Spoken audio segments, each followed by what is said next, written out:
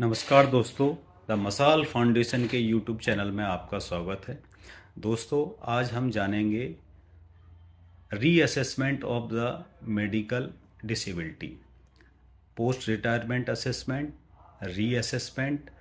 And the review of the medical disability. तो इस video में हम ये जानेंगे कि अगर हमारी मेडिकल डिसेबिलिटी है और हम डिस्चार्ज हो जाते हैं और डिस्चार्ज के बाद हमें मेडिकल डिसेबिलिटी पेंशन हमको मिल रही है, लेकिन वो डिसेबिलिटी पेंशन कुछ स्पेसिफिक टाइम के लिए, यानी कि मेडिकल बोर्ड ने उसका टाइम पीरियड 5 ईयर, 2 ईयर्स या 2 साल या 5 साल या फर्दर उसको टेम्परेरी एसेस किया है, परमानेंट फॉर लाइफ नहीं किया है। तो उस कंडीशन में हमको क्या करना चाहिए?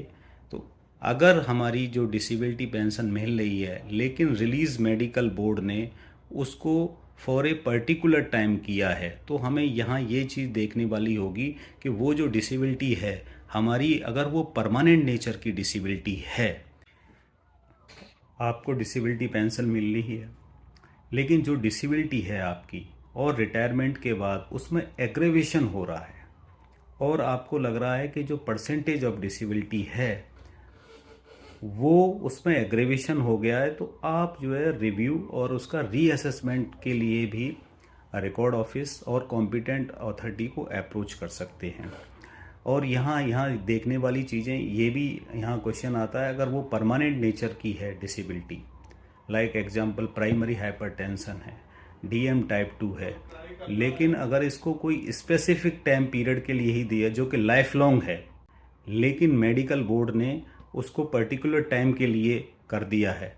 2 ईयर और 5 ईयर, उस कंडीशन में भी यहाँ मैं आपको माननीय सुप्रीम कोर्ट के एक जजमेंट के बारे में बताना चाहूँगा, commander Rakesh Pandey versus union of India, जहाँ ये स्पेसिफिकली ऑनरेबल कोर्ट ने कहा कि अगर डिसेबिलिटी परमानेंट नेचर की है और उसको टाइम पीरियड के लिए, तो इंडिविजुअल नहीं, उन्होंने कहा individual entitle for whole life, यानी कि पूरी लाइफ के लिए उसको डिसेबिलिटी पेंशन मिलेगी। जबकि रिलीज मेडिकल बोर्ड ने उनकी डिसेबिलिटी को इस केस में फॉर ए पर्टिकुलर टाइम किया था, लेकिन नहीं, कोर्ट ने नहीं माना। तो यहाँ आपको ये देखना पड़ेगा कि जो डिसेबिलिटी है अगर परमानेंट नेचर की है, उस कंडीशन में भी अगर स्पेसिफिक टाइम पीरियड के लिए कहा है, तो ये मेडिकल अथॉरिटी ने गलत किया है।